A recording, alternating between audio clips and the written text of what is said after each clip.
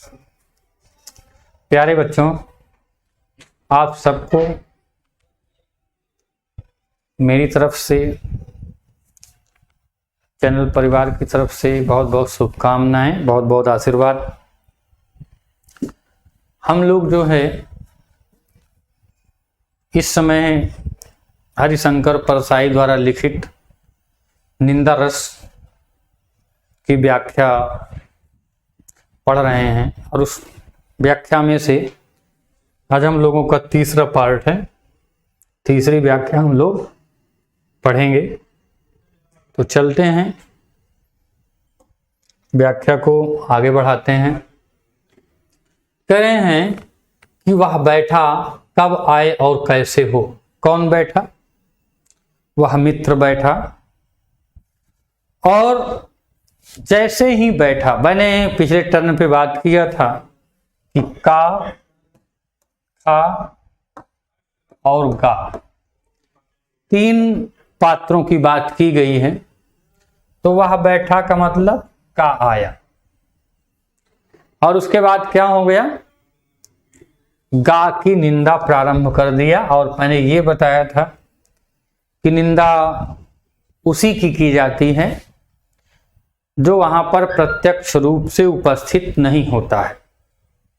जो प्रत्यक्ष रूप से उपस्थित नहीं होता उसी की निंदा की जाती है। तो भैया का आया, बैठा, और क्या किया भाई? गा की निंदा प्रारंभ कर दिया। मनुष्य के लिए जो भी कर्म जघन्य है, जघन्य माने जो नहीं करना चाहिए, पाप हैं, गंदे हैं,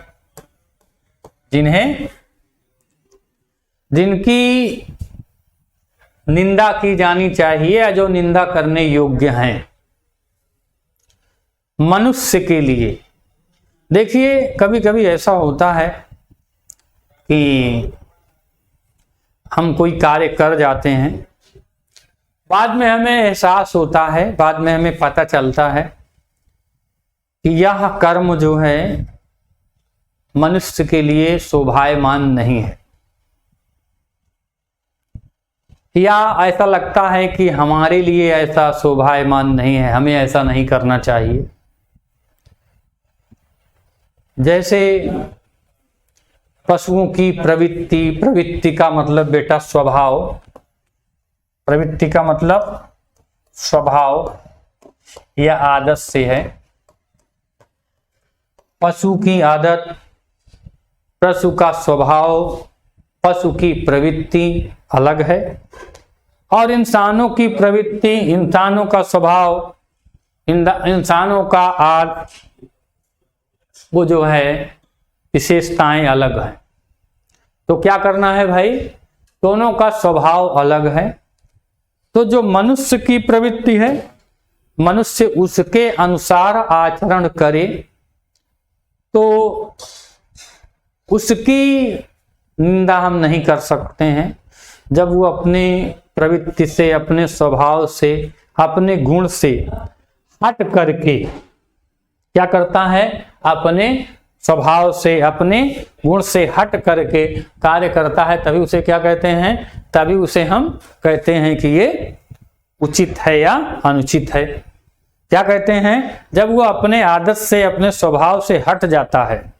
क्या करता है? जब अपने आदत से, अपने स्वभाव से जब वो हट जाता है और हट करके अपने से अधम की ओर, पशु की ओर, पक्षियों की ओर, पापियों की ओर के समान आचरण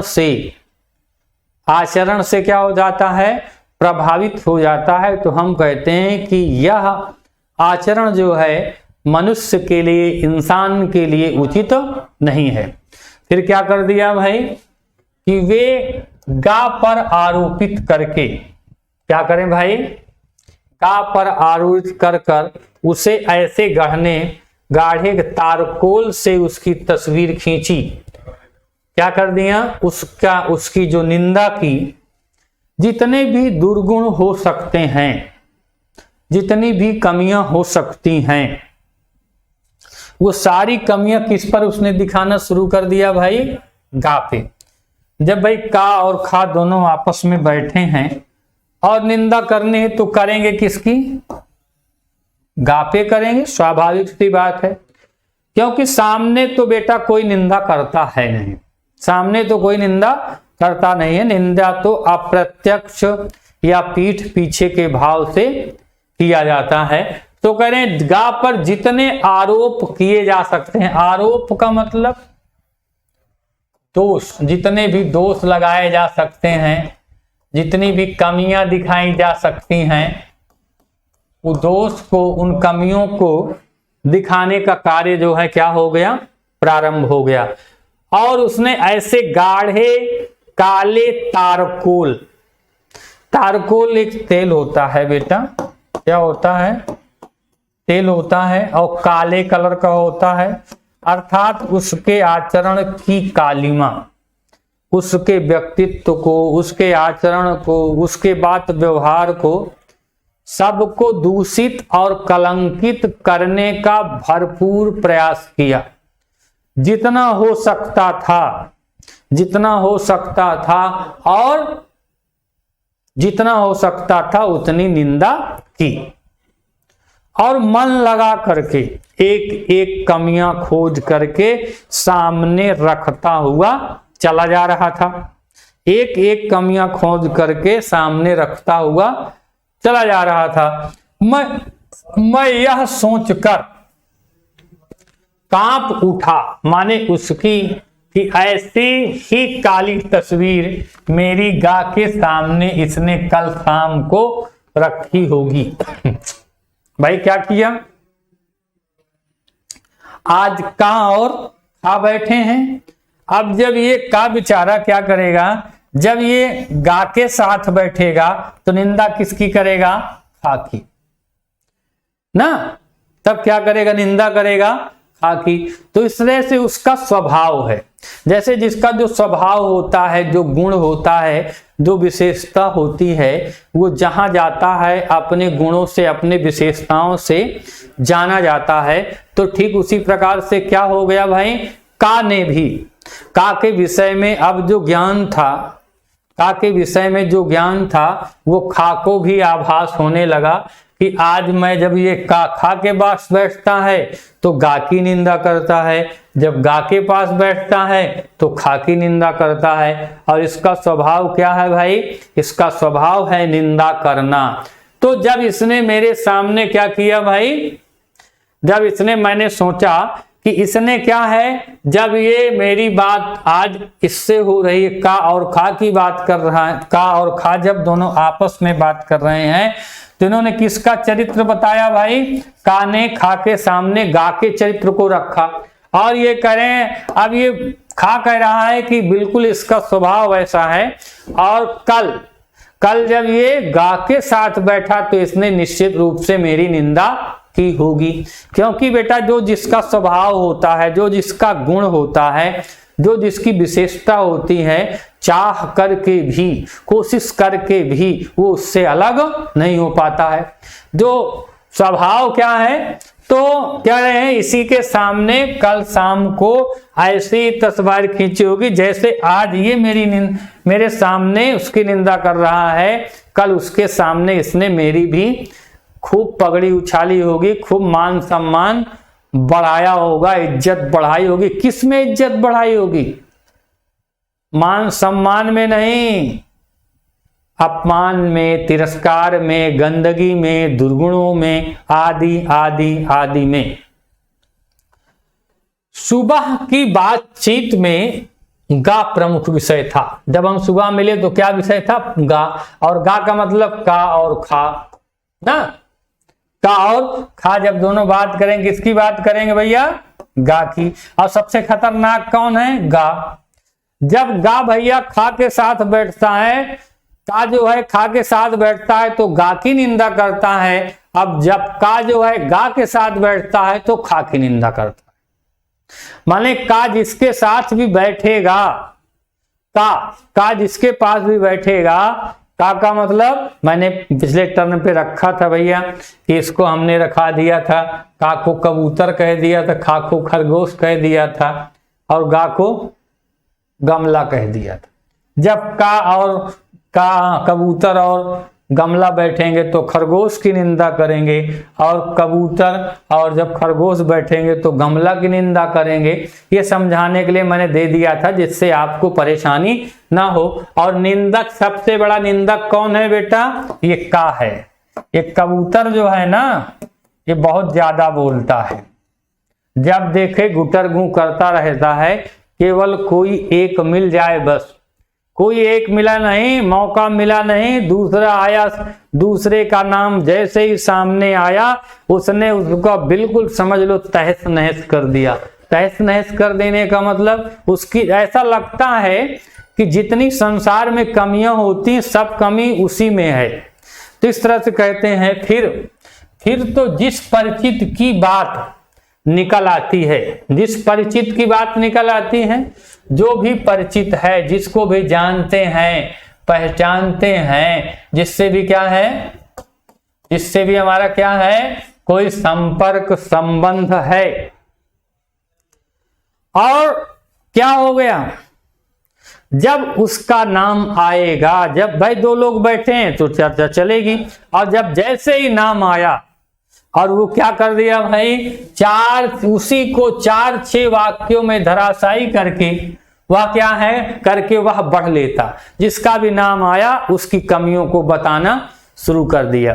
4-6-10 आचरण की कमियों को बताया, क्योंकि उसका व्यक्तित्व ही ऐसा हो गया था, उसका स्वभाव भी ऐसा हो गया था, उसका गुण ही ऐसा हो गया था, जिसको वो करता चला जाता था। और वो उसकी पहचान ही, मतलब का की पहचान बेटा, का की पहचान माने कबूतर की पहचान ही ऐसी बन गई है कि इसके सामने जिसका भी नाम लेंगे, इसके सामने जिसका भी नाम लेंगे वो क्या हो जाएगा भाई, उसी को निंदा करना शुरू कर देगा, उसी की निंदा करना शुरू कर देगा। इसका स्वभाव है, इसका गुण है, इसकी विशेषता है, ये इससे अलग नहीं रह सकता है। कहते हैं कि अद्भुत है यह मित्र। क्या मेरा मित्र कैसा है? अद्भुत है। अद्भुत माने आश्चर्यजनक। अद्भुत माने क्या होता है बेटा? आश्चर्यजनक है। इसके जो गुण हैं, इसकी जो विशेषताएं हैं, आचरज में डालने वाली हैं। क्या करने वाली हैं? आचरज में डालने वाली हैं। उसके पास दोस्तों का किटलाक है। दोस्तों का क्या है? किटलाक का मतलब क्या होता है? समूह। ऐसा जैसे इकट्ठा करके रखते हैं समूह में, क्या दुर्गुण या सबकी कमियां, सबकी कमियां, सबका दोष उसके अंतर मन में, उसके हृदय में, उसकी आत्मा में समाहित है। सबका इतिहास, भूगोल, सबका चरित्र, सबका आचरण उसमें समाहित है। मैंने सोचा, क्या सोचा भैया? मैंने सोचा कि जब वह हर परिचित की निंदा कर रहा है, जितने लोगों का नाम लिया जा रहा है, जितने को हम जानते हैं, उन सब की क्या कर रहा है? निंदा कर रहा है। उनकी क्या कर रहा है? निंदा कर रहा है। गुणों की, आचरण की, व्यक्तित्व के, स्वभाव के, कार्य की, सबकी निंदा कर रहा है। अब क्या हो गया भैया? का और खा दोनों बैठे हैं। फिर से इसको हम हटा के अब नई बात आ गई जिसको हम आपको बता रहे हैं, थोड़ा ध्यान देंगे। जैसे बेटा कि का और खा दोनों बैठे हैं। अब का स्वभाव है निंदा करना, तो जब का खा बैठे हैं तो गा की निंदा करेंगे। अब का खा बैठे हैं और का स्वभाव है निंदा करना, और गा के भी कुछ शत्रु होंगे, इनके भी कुछ शत्रु होंगे, लेकिन ये क्या है भाई? ये इनका स्वभाव ऐसा नहीं है जितना खतरनाक का है। तो इन्होंने क्या कर दिया? देखा कि जिससे हमका नहीं मन लिया उसका नाम उछाल दिया कि अरे भाई वो पाको जानते हो, पतंग को, अरे का कहा, अरे वो तो बहुत बदतमीज है। फिर कह दिया अरे कुन्ना को जानते हो, नल वाले को, अरे का ने कहा वो तो और बदतमीज है। मतलब जिसका भी नाम लेता गया, जिसका भी नाम लेता गया, का जो है उसका, उसकी कुंडली, उसकी जन्मपत्री, उसका दुर्गुण सामने रखता गया, उसकी भी निंदा करते चला गया। फिर क्या हो गया भाई कि मैंने सोचा, मैंने भाई विचार किया कि जब ये काम में लगा ही है, तो जब वह हर परिचित की निंदा कर रहा है, तो क्यों ना मैं लगे हाथों विरोधियों, जो इसके भी कुछ विरोधी हैं, खाके भी जो विरोधी हैं, जो इसकी बात से सहमत नहीं हैं, उनकी गत इसके हाथ करा लूं। मौका मिला है भैया, नाम लिया यार, पा को जानते हो तो बता दिया अभी कि पा की भी का ने खूब निंदा की, अरे वो तो बिल्कुल बदतमीज है, कुछ पढ़ता लिखता नहीं है, आदि तमाम तरह से भाषा को भावों को जगा करके भाषा ने बोला भाई कि अरे वो जानते हो, और इसको जैसे भाषा बोला, शब्द बोला, इसके जो निंदक के भाव हैं, निंदक के भाव हैं, अपने आप जागृत हो गई, ये भी बड़बड़ाने लगा अपना, समझ रहे ना। इसलिए मैंने भाषा को भाव से जो बोला है उसको मैंने इसीलिए क्लियर किया कि कहीं आप कंफ्यूजन ना हो कि भाई इसने जो कुछ बोला, और जब बोला तो इसके भाव जो है जागृत हो गए, निंदा की प्रवृत्ति जागृत हो गई। अब जब निंदा की प्रवृत्ति जागृत हो गई तब क्या हुआ, जब निंदा की प्रवृत्ति जागृत हो गई तब क्या हो गया, वह अपना कार्य करना शुरू कर दिया। जिसका भी नाम लेता गया, जिसका भी नाम लेता गया, और का बड़े मनोयोग से उसका जो है उसको धराशायी करता चला गया। अब चलते हैं कि मैं अपने विरोधियों का नाम लेता गया। विरोधियों का मतलब बेटा शत्रुओं का, जो भी हमारे विरोधी हैं, विरोधी का मतलब शत्रु भी कह सकते हैं, और विरोधी का मतलब हमेशा विपरीत आचरण करने वाला। अब विरोधी, शत्रु तो जो सामने लड़ता है, विरोधी का मतलब हर बात पर विरोध करना। अब शारीरिक लड़ाई की बात शत्रु करता है, लेकिन यहाँ पे मानसिक लड़ाई है, बात विवाद की बात है, तो वो क्या करता भाई, जो भी विरोधों का नाम लेता गया वह उसे निंदा की तलवार से क्या करता भाई, निंदा की तलवार, निंदा की धारा से, क्या लिखा भाई, निंदा की धारा से क्या कर दिया, उसको काटता चला गया। तलवार में क्या होती है, धार होती है, हाँ, और धार से क्या कर दिया भाई, धार का प्रहार किया। हाँ, उनके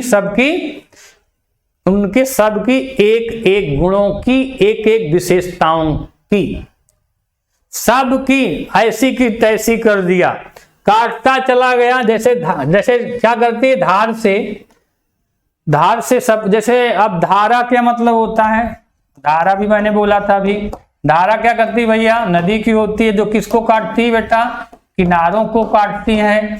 और धार जो होती है वो तलवार की बात चली है, यहाँ पे चाकू की बात चली है ना, चाकू की जो धार होती है, तलवार की जो धार होती है, ब्लेड की जो धार होती है, वो क्या है, उसी से निंदा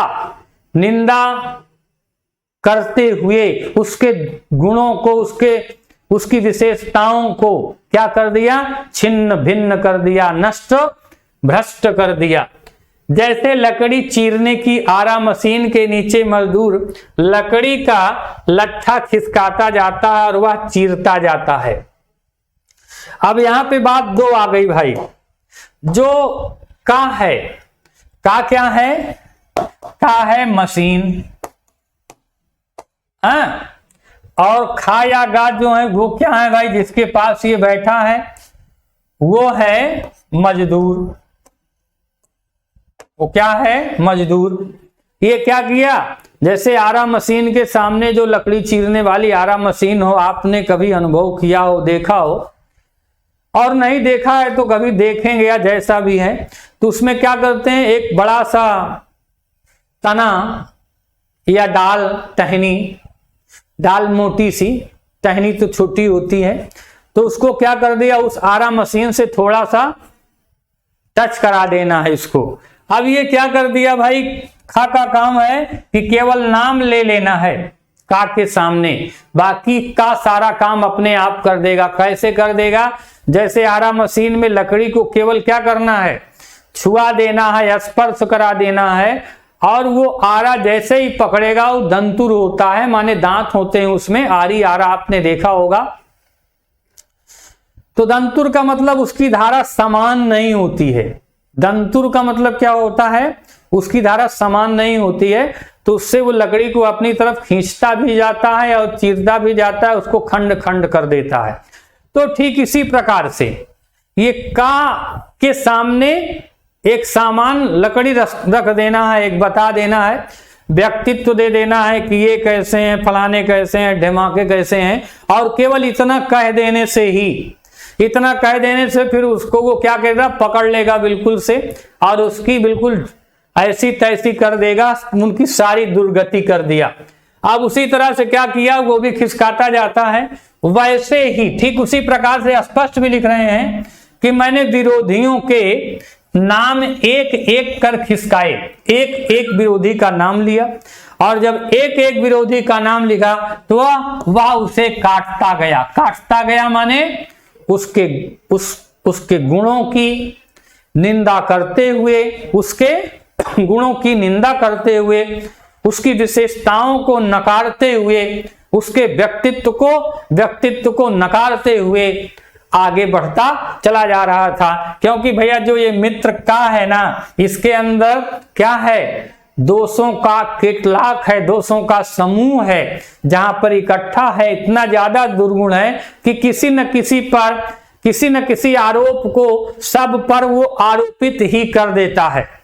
एक मैं छोटी सी कहानी भी आपको बता रहा हूं इसी के बीच में।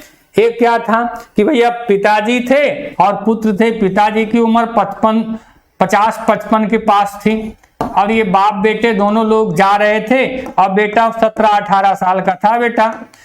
तो क्या हुआ, दोनों लोग जा रहे थे और दोनों लिए थे बेचा एक घोड़ा, दोनों लिए थे एक घोड़ा। तो क्या किया कि पिताजी से बेटे ने कहा कि पापा आप बैठ लो। तो कहे कि अरे कैसे बैठ लें, अब तुम बच्चे हो, कैसे पैदल चलोगे। कहे नहीं आप बैठ लीजिए। अब भैया बैठ लिया, बच्चे की बात माना, अब आगे चला। कुछ लोगों ने कहा देखो ये जो है बूढ़े हो रहे हैं, अब बच्चे को पैदल चलने को कह रहे हैं, अपना घोड़े पर बैठे हुए हैं, बिल्कुल मूर्ख है क्या। तो फिर जो सुना पिताजी ने तो कहा कि यार बेटे से बताया कि यार ऐसा बोल रहे हैं ये लोग, ऐसा है कि अब तुम बैठ लो। अब हम उतर जाते हैं। तो लड़का बैठ गया। तब फिर कुछ दूर आगे बढ़े तो कुछ लोग कहे कि देखो ये बुढ़े आदमी को पैदल चला रहा है, अपना घोड़े पर बैठा है, बड़ी मुश्किल है। तो बेटे ने कहा कि पापा आप तो ऐसे कहते हैं, कहा आओ चलो दोनों बैठ लें। अब बाप बेटे दोनों बैठ लिए। अब जो दोनों ने बैठ लिए तो घोड़े को दिक्कत होने लगी, तो भार सहन नहीं कर पा रहा था, टेढ़ा होता चला जा रहा था। लोगों ने कहा कि बिल्कुल ये निर्दयी ही है क्या, घोड़ा मरता चला जा रहा है, इसको कितनी तकलीफ है, इनको दिख नहीं रहा है, और उसी पर बैठे ये चलते चले जा रहे हैं, पता नहीं कैसे इंसान है। फिर कहा, तो फिर दोनों ने कहा कि अरे अब तो बहुत गड़बड़ हो गया है। कहे ऐसा है कि अब दोनों लोग चलते हैं। अब दोनों लोग चलते हैं। फिर कुछ ने कहा वो विरोधी है, उसको तो कमी ढूंढना है। जब दोनों लोग पैदल हो गए तो कहे देखो कितने मूर्ख हैं, और घोड़ा लिए हैं और पैदल जा रहे हैं। क्योंकि भैया जो कमियां खोजेगा ना, जो केवल कमी खोजता है, जिसको अच्छाइयां नहीं दिखती हैं, जिसको अच्छाइयां नहीं दिखती हैं, जिसको केवल कमी दिखती है, तो कमी तो कहीं ना कहीं होगी, कमी तो कहीं ना कहीं होगी, निश्चित रूप से होगी, और होती है। संसार में केवल ऐसा मेरा मानना है कि केवल भगवान ही ऐसे जिनसे कोई गलती नहीं होती है, जिनसे कोई गलती नहीं होती है, बाकी सबसे कुछ न कुछ गलती होती है। अब बात एक अलग है, गलती योजनाबद्ध बना करके की गई है या गलती के तरीके हुए हैं। भाई गलती हो जाना चलो ठीक है, कोई बात नहीं है, अगले बार से गलती नहीं करना है, लेकिन रोज रोज गलती करना, वही गलती दोहराना, ये गलत है। तो इसलिए कह रहे हैं भैया कि कैसा आनंद, कैसा, जब विरोधियों को कटता देख रहा तो कैसा आनंद मिल रहा था, खूब खुश हो रहे थे। लोगों की निंदा करने पर खुशी होती है, प्रसन्नता होती है। वो बदतमीज है, मैं पढ़ने में तेज, वो 13 नंबर पाया है, मैं तो 14 पाया हूं। मतलब तुलना केवल करनी है, और किससे तुलना करनी है? नीचे वाले से। अरे 13 वालों को क्यों देखते हो, 15 वाले के देखो भाई कि वो 15 पाया है, मैं 13 पाया हूं। तब आपके अंदर, अब आप 15 वाले को देखोगे तो कैसे एक नंबर कम हो जाए, ये कोशिश में लगोगे, ये कोशिश में लगोगे। यही ईर्ष्या है, यही निंदा है, यही द्वेष है, यही घृणा है, यही नफरत है, यही जलन है, यही सब कुछ है। यही हमें आगे बढ़ने से रोकती है। दुश्मनों को रण क्षेत्र में एक के बाद एक कट करते हुए जो योद्धा को ऐसा ही सुख होता है। अब भाई अगर आपने कभी मान लीजिए कि रामायण या महाभारत देखी हो, रामायण या महाभारत देखी हो ना सीरियल में, तो वहां पे देखते हैं ना कि जब एक शत्रु मरता है, जब किसी योद्धा के द्वारा उसको क्या कर दिया जाता है, मार दिया जाता है, तो क्या हो जाता है, जब उसे मार दिया जाता है तब क्या होता है, दूसरे पक्ष में उत्साह उमंग भर जाता है। क्या भर जाता है भाई? उत्साह,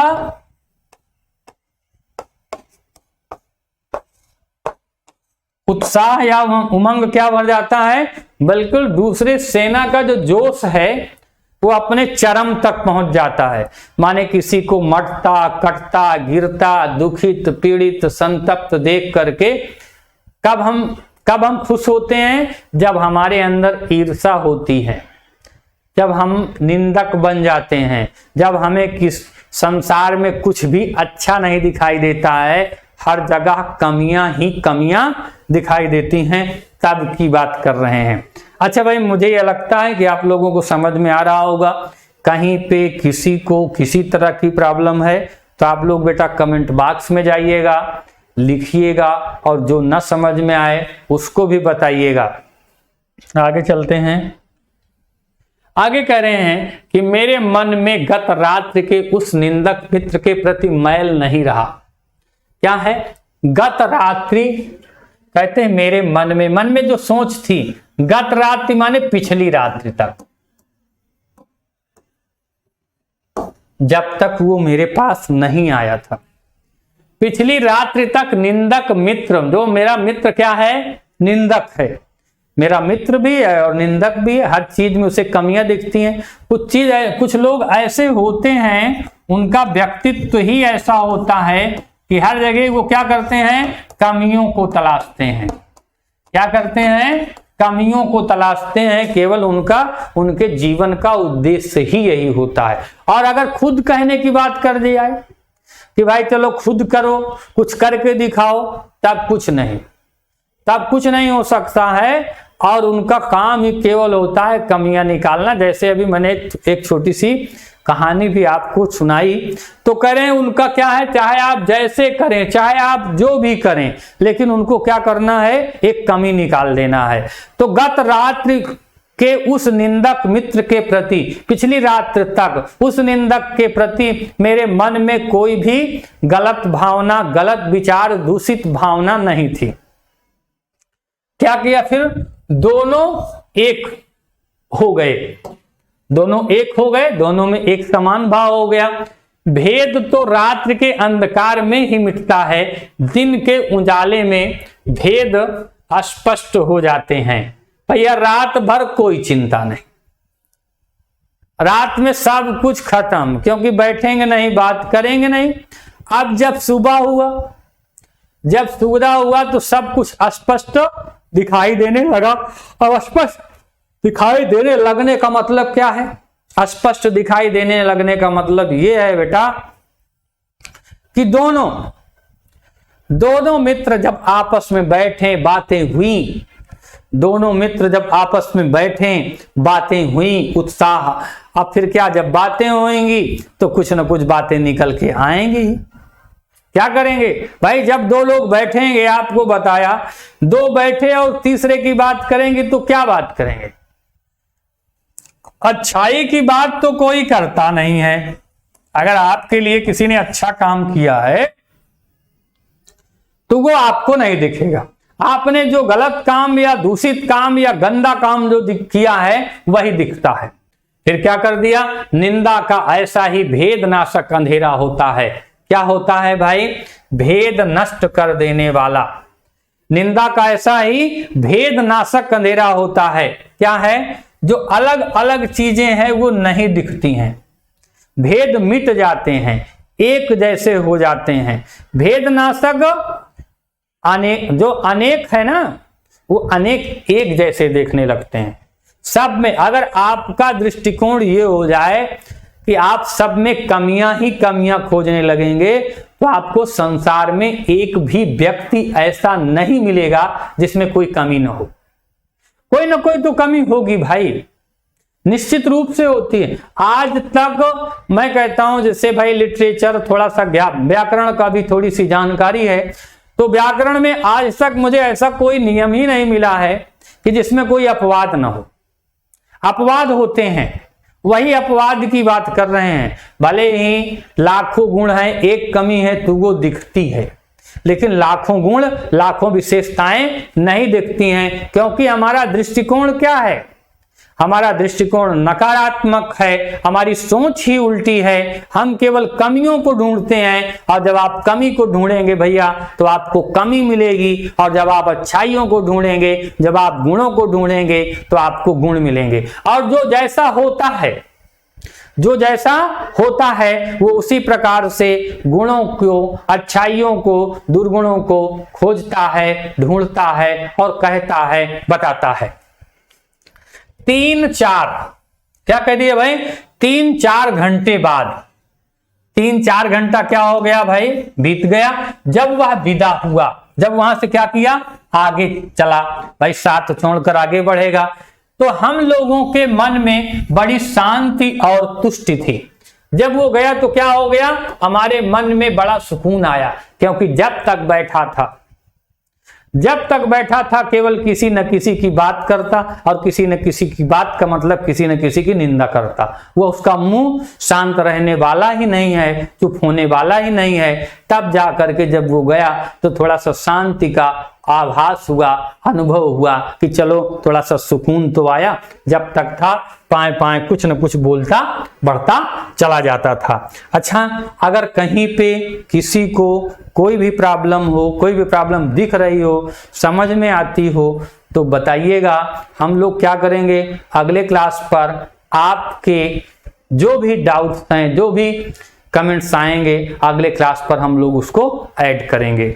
आज की क्लास के लिए आप सबको बहुत बहुत धन्यवाद, बहुत बहुत आशीर्वाद, बहुत बहुत शुभकामनाएं। ऐसे ही पढ़ते रहिए भाई, अपने साथियों तक बताते रहिए। चलिए चलते हैं अगले, और अगली क्लास के लिए, अगले क्लास पर हम लोग क्या करेंगे, इसी का अगला पार्ट लेकर के आएंगे।